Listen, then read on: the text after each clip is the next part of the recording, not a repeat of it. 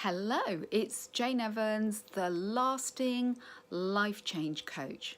I wanted to talk to you about resilience because I had a very testing experience today. Well, actually, quite a few of them. Now, none of them were a big deal, but there were moments when my resilience was in danger of crashing, if I'm honest.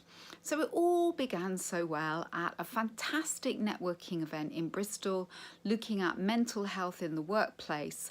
And I met several organisations and was able to talk about the transformative work that I'm offering, where I can help people change their subconscious beliefs, which means that all the negative thinking, negative beliefs that hold them back, stress them out, and sometimes make them ill can be a thing of the past. Fabulous. Left there, checked my phone quickly. Oh my goodness, it seemed that I was late for my podcast with the fabulous B. Marshall. Jumped in the car, whizzed home. Then we realised that no, I wasn't late. Great. So ran up to get my computer and my microphone set up, and lo and behold, I discovered that my new computer did not have a port on it for my microphone to go in. I panicked. So I thought, never mind, I have my old computer. So I got that down. Well, that's where the fun began because nothing would load on it. We finally did get onto Zoom, and by now, oh my goodness, at least half an hour had gone by, and we both had deadlines today.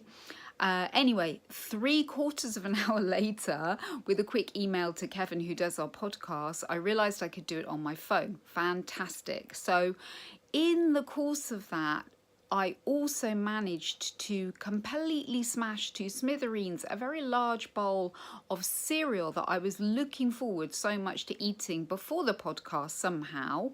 And I just had to leave that there on the floor. So ran back in.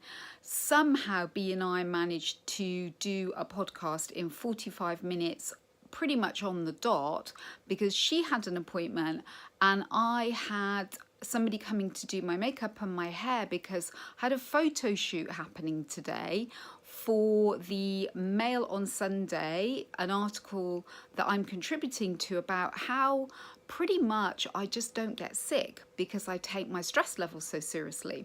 So towards the end of the podcast, the makeup artist arrived, so I had to let her in, keep the podcast running, and then kind of, get off that, get straight into what outfits was I going to wear, getting my makeup done. Then the photographer arrived. Then we had to go through all the outfits again. Then we had to do photos all over the house in different rooms, in different poses, change my clothes. Fine, did all that. Finally, everybody left. Yay, I could get a cup of tea and try and look for some food. And then I remembered I had to clean up the mess.